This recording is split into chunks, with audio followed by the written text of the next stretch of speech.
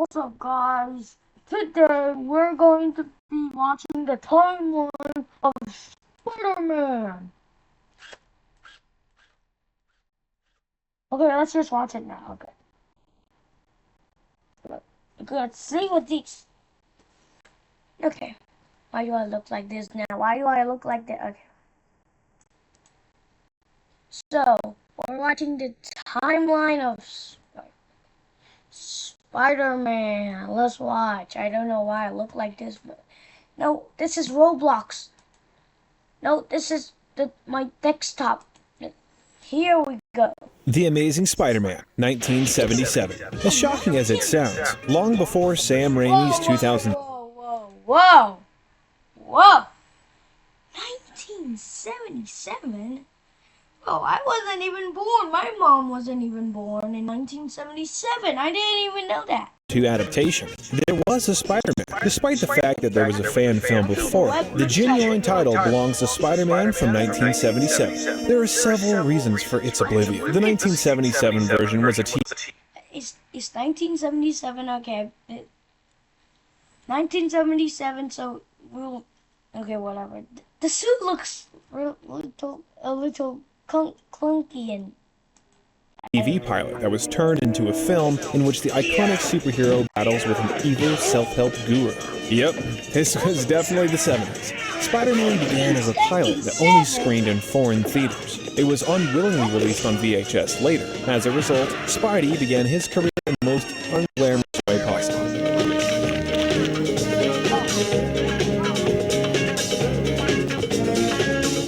Spider-Man Strikes Back, 1978. Surprisingly, the original Spider-Man TV movie was so popular that it spawned an entire series, and even a film. It's not like this. It's like this. Not like this.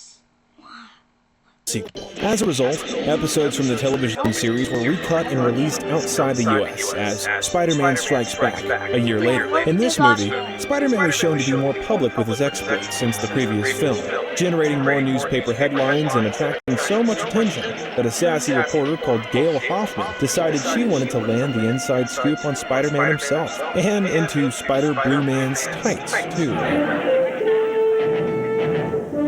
Who's next? Spider-Man 2002.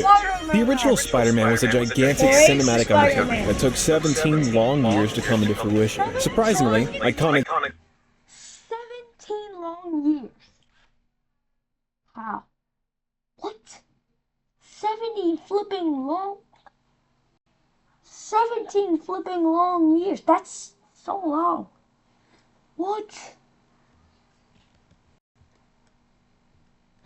Hello? Director James Cameron came very close to making his own version of the movie in the 90s. Cameron wrote a 57-page script memo outlining his vision, and Stan Lee, Spidey's co-creator, gave his blessing to the filmmaker. But Carolka Studios' bankruptcy put a stop to those plans. The alterations didn't stop here. Green Goblin was also not the first option for the web-slinger's opponent. Original drafts featured Dr. Octopus as the antagonist, but screenwriter David Koepp introduced the Green Goblin when Sony began crafting its version, which director Raimi preferred. Spider-Man 2, 2004. Although Spider-Man 2 is usually regarded as one of the best superhero flicks, many fans would be startled by the bizarre elements that went into making it. In the original film, Doc Ock was going to team up with the Green Goblin to take on Spider-Man. However, because the film already had too many moving elements, Sam Raimi decided against it, and he was introduced in Spider-Man 2. Even though Tobey Maguire was set to be replaced by Jake Gyllenhaal due to Tobey's concerns over his back injury sustained during the shooting, he eventually ended up coming back. Get it? And even performed most of the stunts himself. Oh, the beginning scene is a public scene. I like the beginning scene. I like to show something. No, not that. What's this?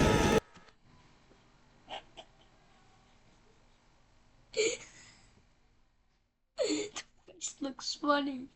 I'm just laughing because the... Okay. That's the train scene. Yeah.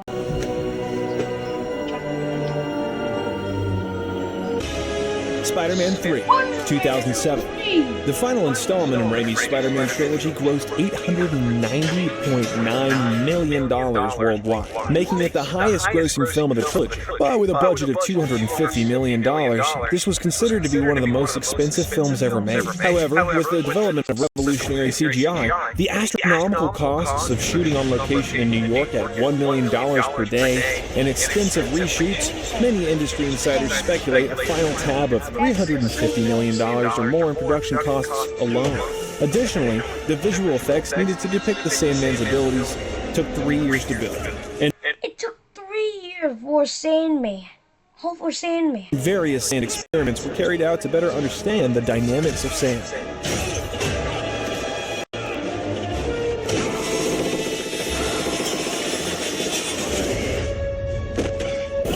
The Amazing Spider-Man, 2012. The 2010s kicked off with Mark Webb's Amazing Spider-Man reboot, which also kicked off Andrew Garfield and Emma Stone's off-screen romance. Sony Pictures had started pre-production on Spider-Man 4, a direct sequel to the original film trilogy, before deciding to create this film as a reboot instead. Sony renegotiated contracts with director Sam Raimi and stars Tobey Maguire and Kirsten Dunst for a 3-film deal with the intention of launching a new I have trilogy in seen the Amazing series, Spider-Man. with production expenses over $100 million. So Raimi dissatisfied with the script, and tensions between Raimi, Maguire, and the studio growing, Sony decided to cancel the movie and reboot the series instead. I'm gonna throw you out the window now. what? The Amazing Spider-Man 2, 2014, the second movie of the planned trilogy, was released in 2014 and was such a commercial and critical failure that Sony shut down the project entirely without even filming the third film. One of Spider-Man's most recognizable characters, the hilariously spiteful news boss J. Jonah Jameson, was never mentioned in this movie. He's mentioned several times in the sequel, but he never appeared. According to the creators, they were unable to find an actor who could match J.K. Simmons' iconic portrayal of this character in Sammy Raimi's Spider-Man movie. Similar to the Sandman situation in Spider-Man 3, the VFX team studied electrical phenomena in great detail to nail Electro's look in the movie. They should have never added Green Captain Goblin. America, Civil War, 2016. Spider-Man's third iteration in the 21st century came not in the form of his Hey, they got the moving eyes mask. Okay. own movie, but by introducing him to the Marvel Cinematic Universe through Captain America Civil War. Sony Pictures first turned down Marvel's offer of a portion of the profits if they could bring Spider-Man over, but Sony Corporation was disappointed with the financial returns and critical reaction of the Amazing Spider-Man series and chose to renegotiate a contract. Tom Holland and Charlie Plummer were the only 2 candidates for the part of Spider-Man. Despite the casting choice being split, Holland was cast in the end, becoming the youngest person to portray Spider-Man at 19. Tom Holland is like the youngest person of being okay, whatever. Spider-Man Homecoming, 2017. Tom Holland's Spider-Man finally got his own movie in 2017 with the release of Homecoming. The Amazing Spider-Man was not a success, with several critics complaining that it was too similar to previous Spider-Man films. So Marvel took a different direction by skipping over the origin story part entirely this time around. Oh, yeah, they skipped the origin story. I like that. Why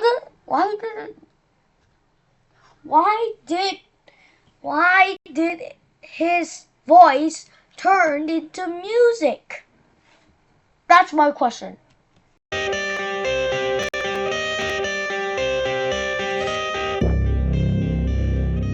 Okay, I know the part.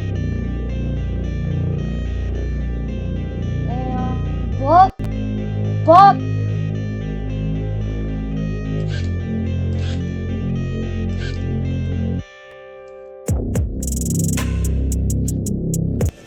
Avengers Infinity War, 2018. Even though it wasn't a Spider-Man movie, Marvel's most ambitious crossover project converged with Infinity War, and Spider-Man was a huge part of the movie's success, even though he only had a screen time of 7.5 minutes in the movie. Because he exposed too many secrets in Spider-Man Homecoming, Tom Holland was not allowed to see the script for his film. The movie ended up becoming the 4th movie to gross over $2 billion worldwide, and at the time of release, was the 2nd most expensive movie in the Marvel Cinematic Universe, and the 2nd most expensive superhero movie of all time. Because it's sooner, I think. Avengers Endgame, Avengers 2019. Endgame. The final installment of Marvel's third phase was They also come its back. longest film ever and took the world by storm, becoming the highest-grossing movie of all time, collecting more than $2.8 billion in box office sales. When it came to the idea of time travel, the writers consulted actual experts on quantum mechanics and time travel. Endgame is said to have cost between $350 to $400 million to make. This makes it one of the most costly films ever made. A sneak peek of Spider-Man Far From Home was included in the post-credits scene added for the re-release of this film, setting up the stage for what was to come next.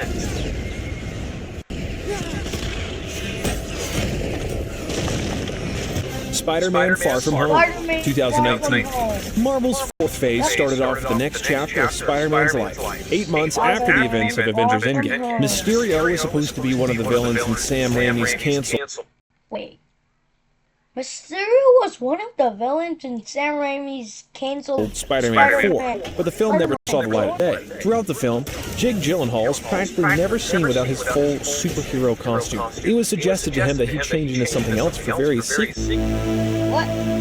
What? Okay, why did his voice turn into music again? Yep, the drones. And we got the most recent Spider-Man No Way Home. I want to see the animals. Yeah, whatever. Okay, why did his voice turn into music? 2021. I was 5 years old in 2021.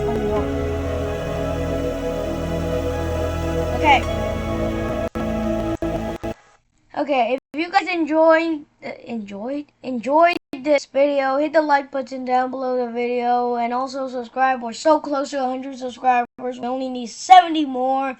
I mean, we're at 35 subscribers, so we don't need 70 more. So if you want to see Make Me Ball, hit the like button down below the video. We're close to 100 subscribers. Bye, guys.